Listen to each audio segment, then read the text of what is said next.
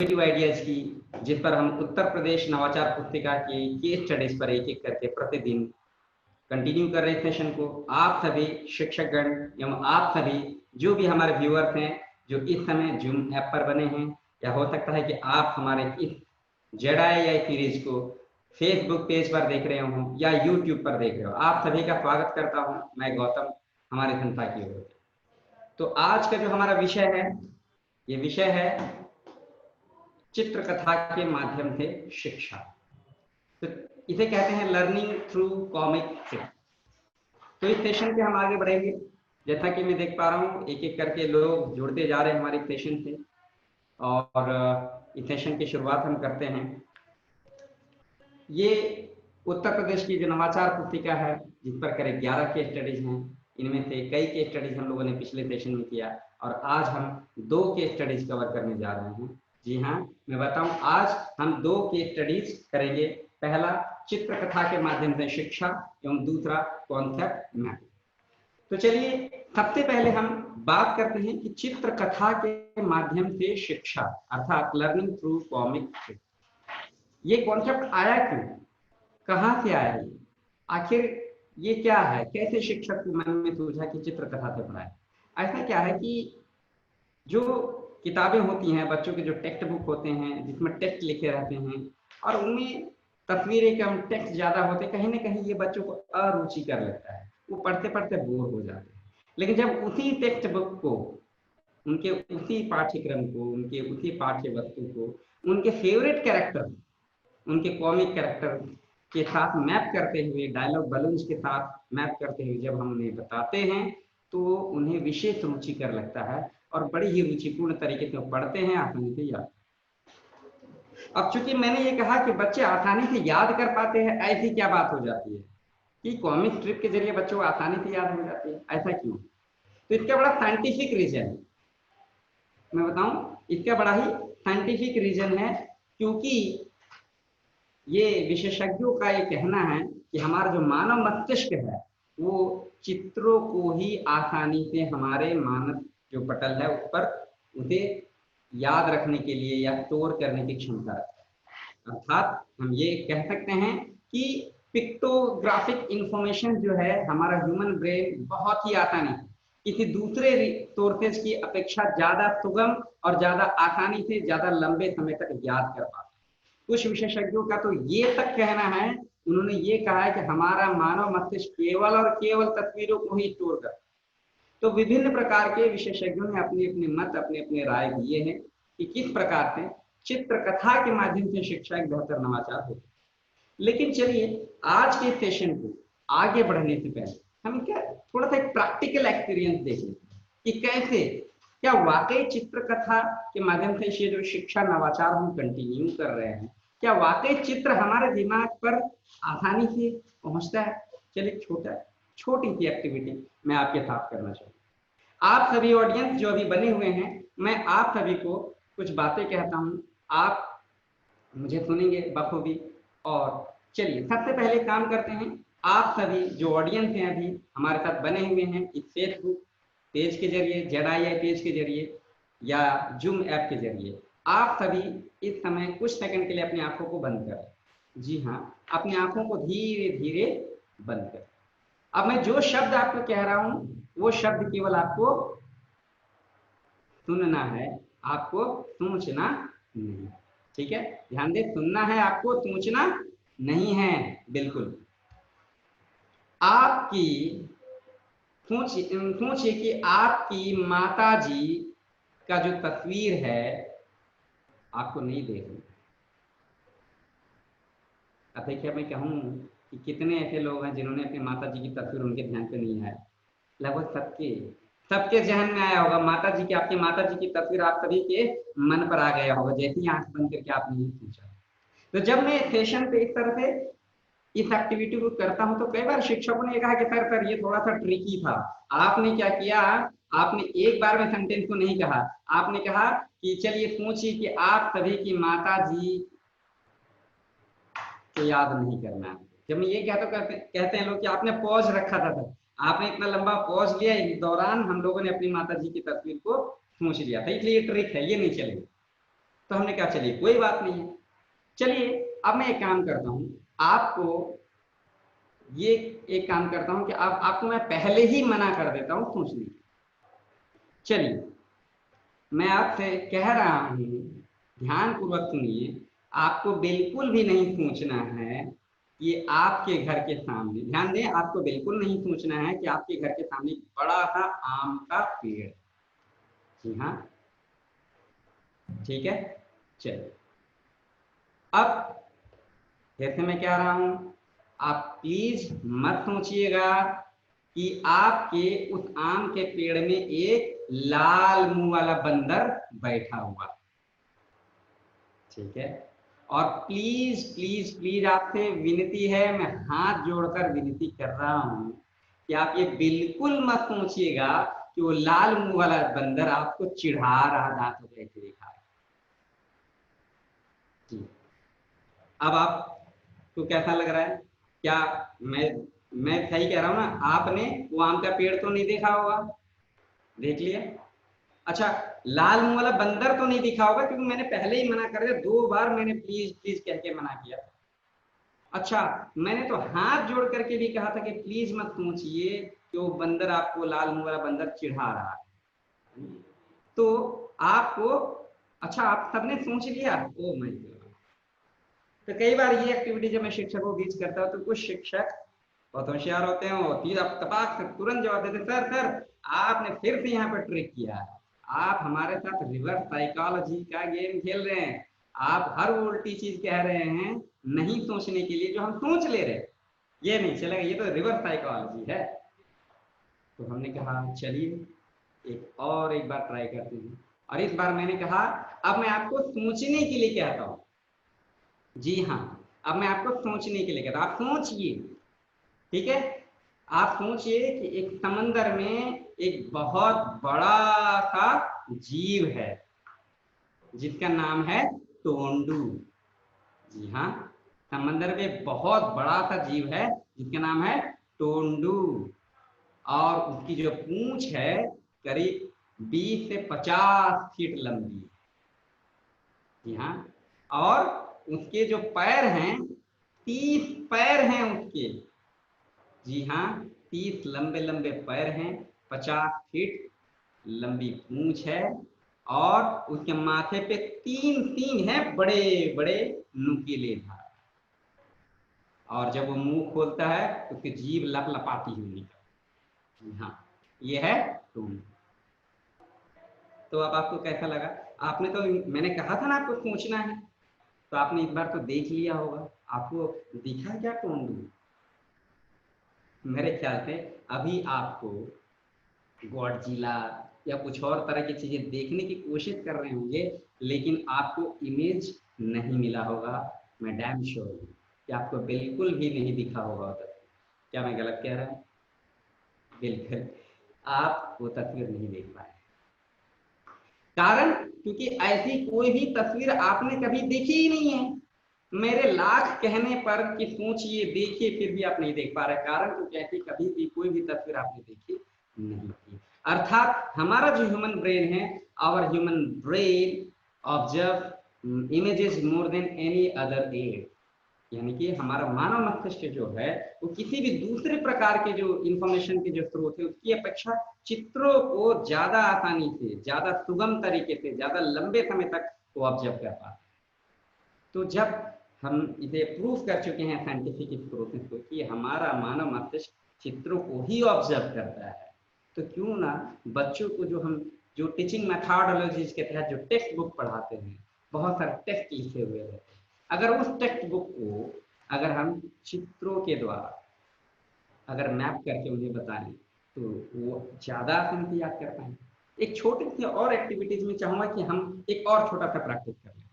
आप सभी ने शोले मूवी तो जरूर देखी होगी, देखी होगी। कोई ऐसा व्यक्ति नहीं होगा ऑनलाइन जिन्होंने शोले मूवी नहीं देखी। शोले में एक बड़ा ही खूंखार डाकू था, उसका क्या नाम था? जी हाँ, आप सही पूछ रहे हैं, गब्बर सिंह, बिल्कुल। अच्छा, गब्बर सिंह का एक बड़ा ही फेवरेट डायलॉग हुआ करता था। क्या डायलॉग हुआ करता था? जी हाँ, बताइए क्या डायलॉग हुआ करता था? सही कहा, अरे ओ सांबा कितने आदमी। आप सभी को पता है उनका फेवरेट डायलॉग गब्बर। अच्छा, इसमें दो दोस्त भी हुआ करता, एक होता था जय और दूसरा कौन था? करेक्ट, बीरू। बीरू था। अच्छा, इस शोले मूवी में एक बड़ी कमाल की कैरेक्टर हुआ करती थी जो बिना मतलब का बकबक बकबक बकबक बकबक करती रहती। क्या नाम था इसका? सही कहा है आपने, बसंती। करेक्ट। देखिए ये सारे कैरेक्टर्स आपको बड़े अच्छे से याद हैं। अच्छा, इस बसंती का एक घोड़ा भी था ना, बहुत अच्छा घोड़ा था, टांगा भी था उसमें, घोड़ा था ना? घोड़ा था ना? क्या बात करते हैं। अब आपको मन में लग रहा है घोड़ा नहीं वो घोड़ी था, कई लोग ये भी कह देते हैं। क्या बात। तो मतलब आपको इतनी सारी चीजें बड़ी बेहतर तरीके से ध्यान देना है। तो मैं आपको बताना चाहूंगा कि चलिए, अब आपसे मैं एक सवाल पूछ रहा हूँ, सवाल का जवाब आपको देना है। याद कीजिए, शोले मूवी में जो गब्बर सिंह हुआ करते थे, उस गब्बर सिंह के पिताजी का क्या नाम? बताइए। गब्बर सिंह के पिताजी का, उसके पापा का, उसके डैडी का क्या नाम था? अब आप सोच रहे होंगे कि भाई उसके पिताजी का तो कोई नाम ही नहीं था। गब्बर के गब्बर के बारे में पता है, शोले के सारे कैरेक्टर्स के बारे में पता है, डायलॉग तक याद है, लेकिन गब्बर के पिताजी का नाम पता नहीं। मैं आपको याद दिलाना चाहूंगा, फ्लैशबैक में ले जाना चाहूंगा। याद कीजिए वो सीन जब गब्बर सिंह, एकदम मूवी के स्टार्टिंग में ही दिखाता है, गब्बर सिंह को हथकड़ियां लगी हुई रहती हैं और वो अदालत, वो गब्बर सिंह चल रहा होता है और अदालत से आवाज आती है, अदालत से आती है आवाज, गब्बर सिंह वर्ल्ड हरी सिंह, एक बहुत ही खूंखार एक टापू है, इसे ताजिरात हिंद दफा 302 के तहत जो भी उन्हें सजा जो दी मुकर्रर की जाती है, आपने ध्यान दिया होगा। अब आपको पता चला क्या नाम? जी हाँ, गब्बर सिंह वर्ल्ड हरी सिंह। तो हरी सिंह नाम आपको याद नहीं रहा, क्यों? क्योंकि कहीं ना कहीं हम सब ने, आपने वो नाम केवल सुना था, और जो सुना था वो एक कान से सुना और दूसरे से निकल गया। जो भी कैरेक्टर जो हमने देखा था, विजुअलाइज किया था, वो आज तक नहीं आया। तो ये एक बड़ा ही छोटा सा और सही प्रूफ है। मैं आपको एक और बात कहना चाहूंगा, बड़ी अच्छी सी कहावत है, अक्सर आपने लोगों से कहते हुए सुना होगा कि इनसे मिलो, ये एक कान से सुनते हैं और दूसरे से निकाल देते हैं। जी हाँ, ऐसा अक्सर क्या, कई बार आपके पड़ोसी होंगे, कुछ आपके ऑफिस में होंगे, जिनके बारे में लोग कहते हैं इनसे मिलो, ये कान से सुनते हैं दूसरे से निकाल देते हैं। लेकिन आज तक क्या आपने किसी भी ऐसे व्यक्ति से मुलाकात की है जिनके बारे में लोग कहते हैं कि इनसे मिलो, ये एक आंख से देखते हैं और दूसरी आंख से निकाल देते हैं? ये संभव ही नहीं, क्योंकि आंखों में जब कोई तस्वीर आती है तो छप जाती है, हमारे मानस पटल पर रह जाती है लंबे समय तक। अर्थात आज हमने बड़े साइंटिफिक तरीके से इसको प्रूव किया, इसको डिस्कशन के जरिए, कि जी हाँ, चित्रकथा का बहुत ही वाइटल इम्पैक्ट पड़ता है बच्चों के मानस पटल।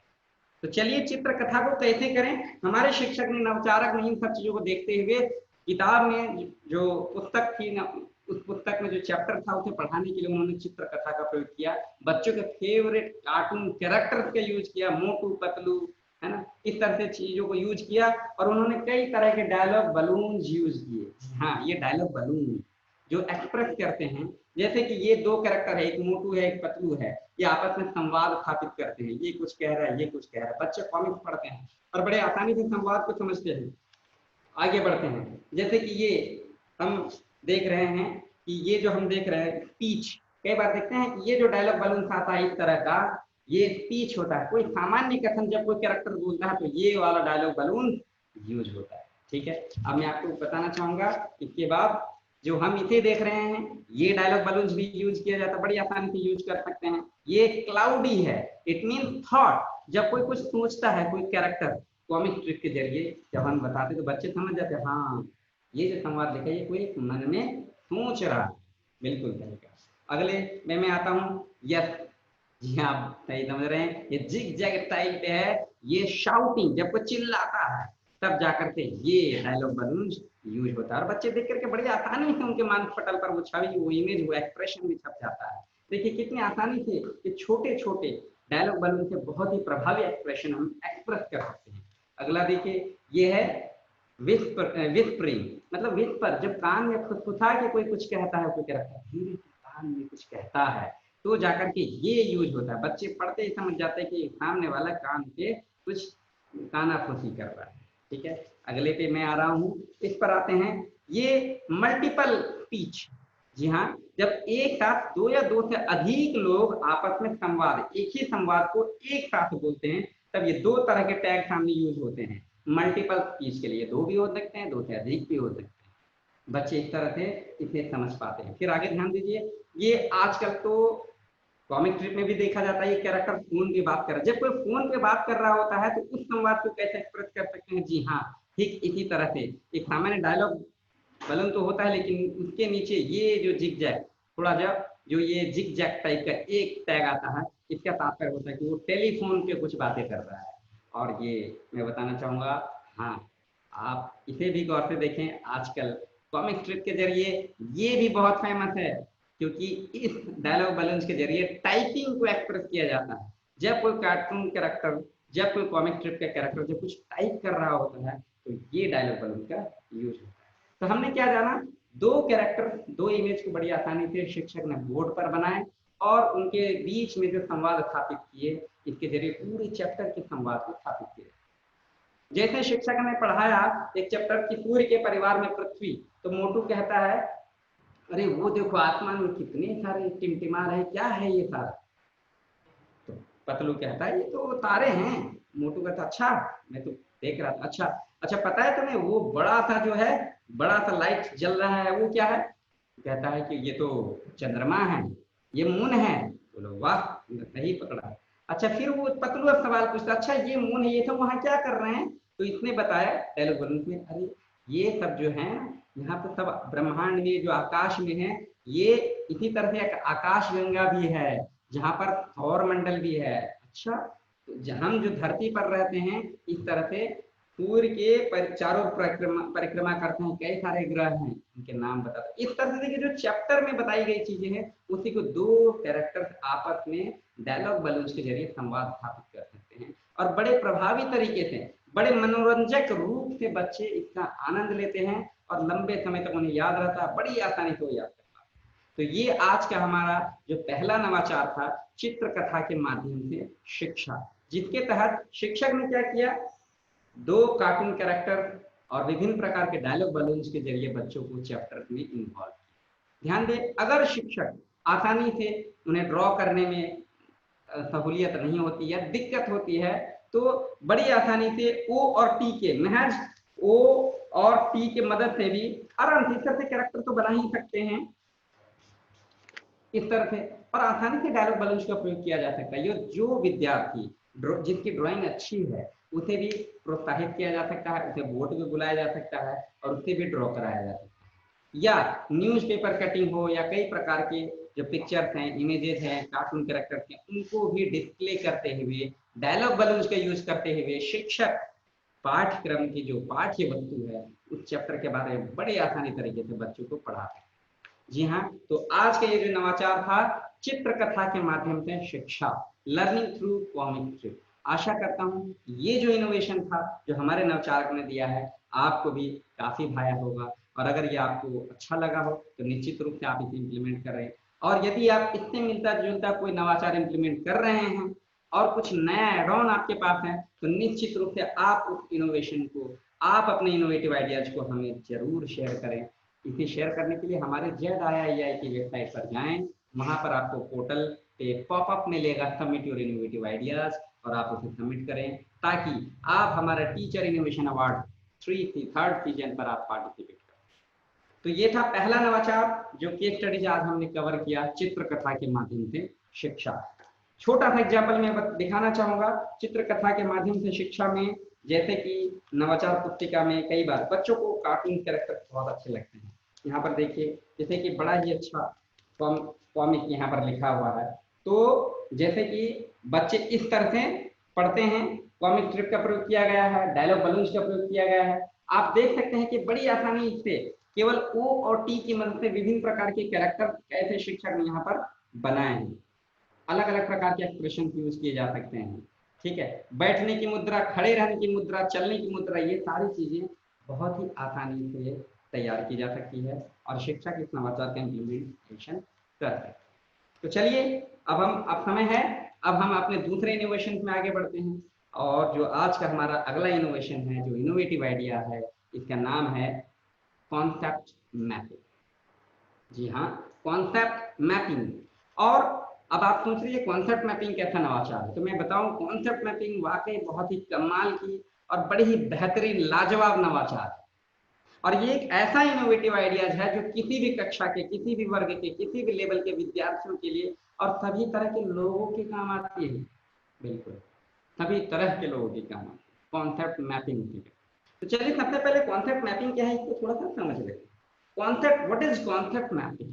कहा जाता है कि जो कॉन्सेप्ट मैपिंग होता है क्या है, जो विद्यार्थियों की जो पूर्व ज्ञान, उनके जो प्री एग्जिस्टिंग नॉलेज है, उनका जो भी अनुभव है, जो भी एक्सपीरियंस है, उनके आधार पर, ध्यान दें, विद्यार्थियों के पूर्व ज्ञान, उनके अनुभव, उनकी जानकारी के आधार पर शिक्षक उन्हें प्रश्न पूछते हैं, उन्हें प्रश्न उत्तर में शामिल करते हैं। और ध्यान दें, जैसे मैं कहूंगा, जो भी चिल्ड्रन है, जो क्लासरूम में जो स्टूडेंट्स हैं, उनके प्री एग्जिस्टिंग नॉलेज, उनके एक्सपीरियंस, जो भी इंफॉर्मेशन उनके पास ऑलरेडी है, उसके आधार पर शिक्षक उन्हें प्रश्न करते हैं। और जो बच्चे जवाब देते हैं, जो भी आउटपुट बच्चों से मिलता है, उन जवाबों को एक खास ऑर्डर पे teacher black board, chart paper या कॉपी में ड्रॉ करते हैं, एक खास फ्लो में, एक खास फ्लो चार्ट के जरिए तैयार करते हैं। ध्यान दें, फिर से मैं बताऊं, विद्यार्थियों के पूर्व ज्ञान, उनके अनुभव, उनकी जानकारी के आधार पर शिक्षक उन्हें प्रश्न उत्तर में शामिल करते हुए उनसे जो आउटपुट मिलता है, उन आउटपुट को खास ऑर्डर में लिखते हुए एक फ्लो चार्ट तैयार करते हैं टीचर। इसी को कहते हैं कॉन्सेप्ट मैप। तो चलिए इसे प्रैक्टिकल एक्सपीरियंस थोड़ा सा कर लें। इसका प्रैक्टिकल एक्सपीरियंस कैसा है, थोड़ा सा मैं चाहूंगा कि थोड़ा सा कैमरा एडजस्ट कर लें। तो इस पर यह है, जैसे शिक्षक को पढ़ाना था एक टॉपिक जिसका नाम है प्रकाश। ठीक है, तो टीचर ने क्या किया, उन्होंने बोर्ड पे बीच में ही लिख दिया प्रकाश, ठीक है, और एक बॉक्स बना और बच्चों से पूछा। देखिए बॉक्स बनाया टीचर ने सिंपली। अब देखिए टीचर को ये चैप्टर पढ़ाना था, तो उन्होंने कॉन्सेप्ट मैपिंग नवाचार को कैसे इंप्लीमेंट किया, थोड़ा ध्यान दें। उन्होंने सिंपली बच्चों से उनके अनुभव, उनकी जानकारी के आधार पर कुछ प्रश्न पूछे। पूछा, अच्छा बच्चों एक बात बताओ, हमें दिन में प्रकाश कहाँ से मिलता है? तो बच्चों ने, सर मैं बताऊं, सूरज, सूर्य। वाह, बहुत अच्छे। तो उन्होंने केवल ऐसे खींचा और लिख दिया सूर्य। ठीक है, फिर किसी बाकी फिर से कक्षा से पूछा, अच्छा बच्चों बताओ रात में हमें प्रकाश कहाँ से मिलता है? तो किसी ने कहा सर चंद्रमा। बहुत अच्छे, उन्होंने लिख दिया चंद्रमा। ठीक है, फिर पूछा कि और कहाँ से मिलता है रात को बताए? कुछ लोगों का तारे। वाह, बहुत अच्छा, तारे भी है।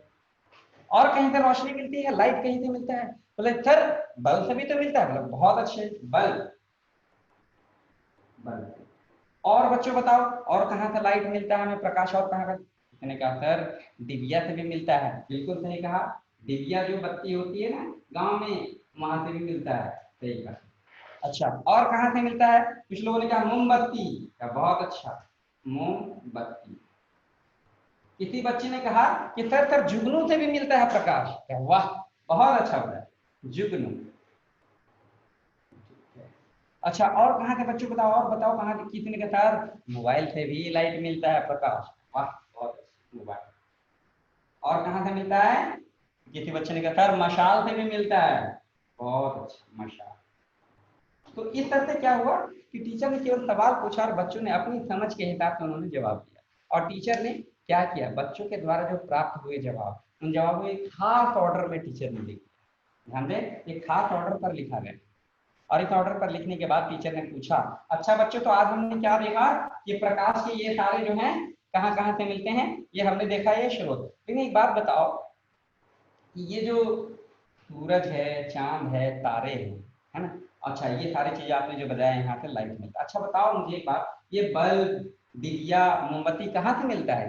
कहाँ से मिलता है? तो बच्चों ने सोचा, कहा सर ये तो दुकान से मिलता है, सर बल्ब दुकान में मिलता है। अच्छा ये मशाल? सर ये मशाल भी घर से बना सकते हैं या दुकान में भी मिलता है, तो घर में भी बना लेते हैं। अच्छा ये मोबाइल, मोबाइल कहाँ से मिलता है? तो सर ये भी मार्केट में मिलता है। अच्छा ये सब दुकान से मिलता है या हम घर में खुद तैयार करते हैं। ठीक है, अच्छा बच्चों एक बात बताओ, ये जो जुगनू है, तारे हैं, चंद्रमा है, सूर्य है, ये भी किसी दुकान में मिलता है क्या? कोई दुकानदार सुबह सुबह टांग देता होगा सूरज को आसमान में?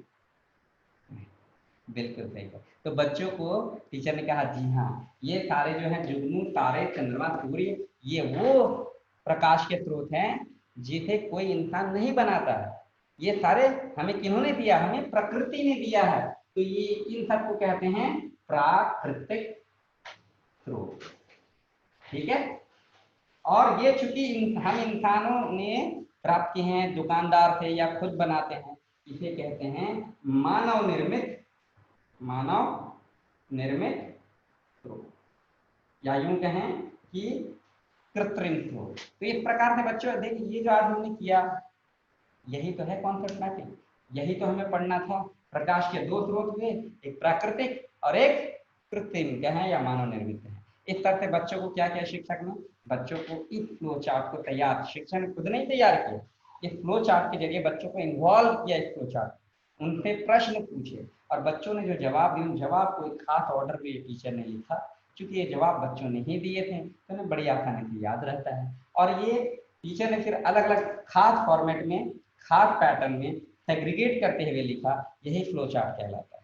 और इसके जरिए बच्चे अब आसानी से कॉन्सेप्ट को समझ जाते हैं, अब रटने की पद्धति से वो ऊपर आ जाते हैं। दूसरी बात, शिक्षक ने एक और कार्य किया, उन्होंने कहा कि बच्चों अब आपको समझ में आ गया कि कॉन्सेप्ट मैपिंग क्या है, तो बच्चों आप अपनी समझ बूझ, अपनी अंडरस्टैंडिंग के हिसाब से खुद का कॉन्सेप्ट मैपिंग भी ड्रॉ कर सकते हैं, ताकि इससे क्या होता है कि बच्चे, अब बच्चों को ज्यादा बेहतर समझ में आने लगता है। तो इस प्रकार से कॉन्सेप्ट मैपिंग बच्चों के बहुत काम आती है, उन्हें बड़ी आसानी से चीजें याद होने लगती हैं। और ये बड़ा ही प्रैक्टिकल एग्जाम्पल है, किसी भी कक्षा के विद्यार्थी तो क्या कहते हैं कि यूज कर सकते हैं इनोवेटिव आइडियाज। अब जैसे एक और बड़ा ही मजेदार मैं आपके बीच बताना चाहूंगा एक उदाहरण ये कॉन्सेप्ट मैपिंग का, कि किसी सेशन पे, मैं जब सेशन में था तो किसी टीचर ने मेरे सामने कहा कि सर जो परीक्षाएं हम लेते हैं तो 3 तरह के विद्यार्थी आते हैं हमारे पास। मैंने कहा अच्छा 3 तरह के विद्यार्थी होते, कैसे कैसे होते? तो शिक्षक ने कहा पहला एक ऐसा विद्यार्थी होता है जो एग्जाम हॉल में बैठता है, उसे सारे प्रश्नों के जवाब आते हैं, उसे सारे सवालों के जवाब आते हैं और बड़े आराम से वो लिखना शुरू करता है। मैंने कहा ठीक है सर, दूसरे तरह के विद्यार्थी कैसा होता है, वो क्या करता है? तो उन्होंने कहा सर दूसरे तरह का जो विद्यार्थी होता है वो प्रश्नों को देखता है, उसे एक भी सवाल का जवाब नहीं आता है, वो बेचारा कॉपी कलम ऐसे रख के चुपचाप बैठा हुआ, कुछ भी नहीं करता है, इधर उधर सिर्फ देखता है। मैंने कहा अच्छा सर तीसरे तरह का विद्यार्थी कैसा होता है, वो क्या करता है?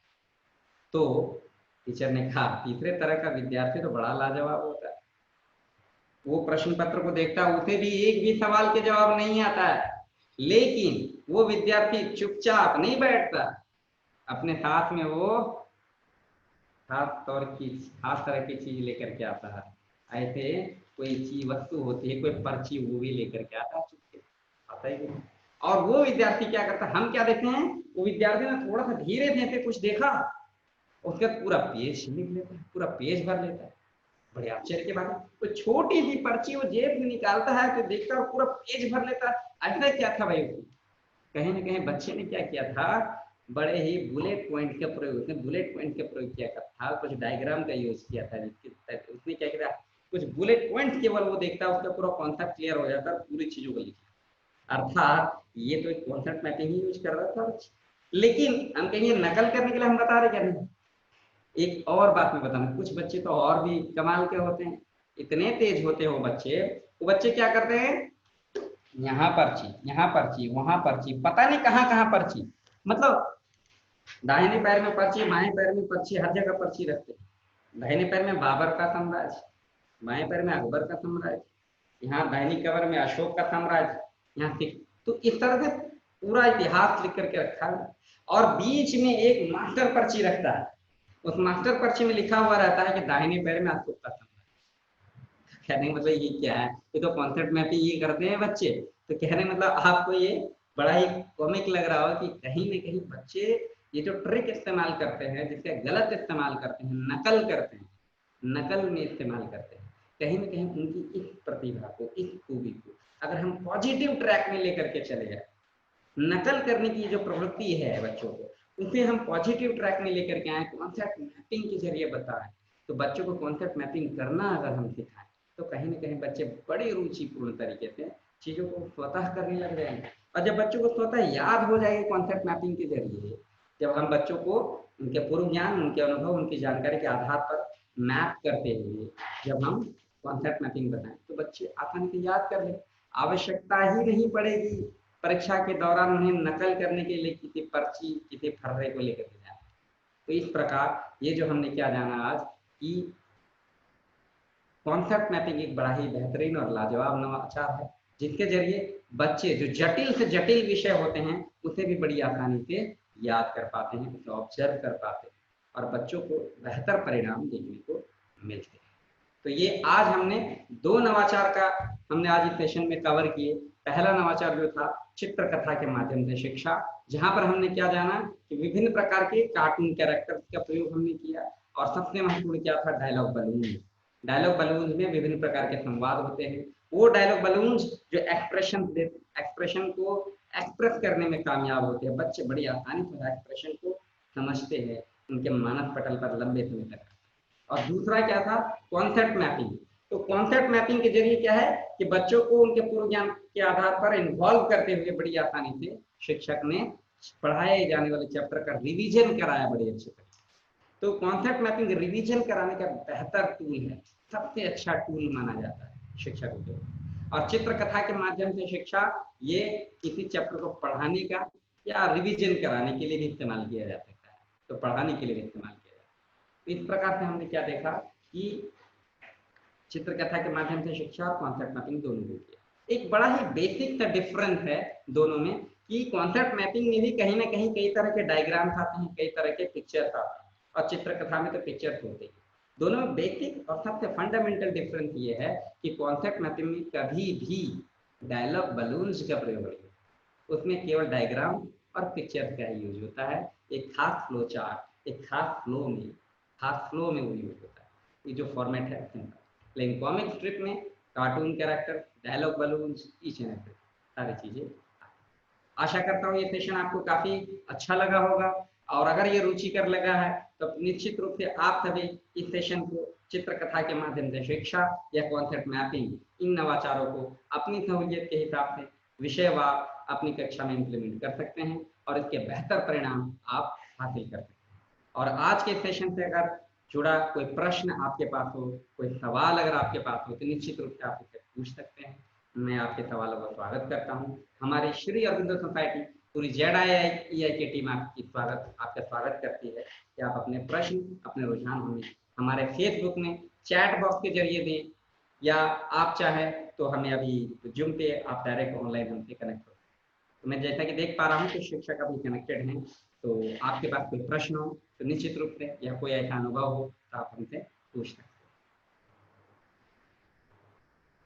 आपके प्रश्नों का हम स्वागत करते हैं। जो भी शिक्षक ऑनलाइन हैं, जो भी हमें फेसबुक के जरिए, अगर ऑल अक्रॉस द कंट्री आज पूरा भारतवर्ष इस फेसबुक के ZII पेज के जरिए इस विजन को देख रहा है, सभी देख रहे हैं, तो आपके जो चैट बॉक्स में अगर सवाल आते हैं उनका जवाब देंगे।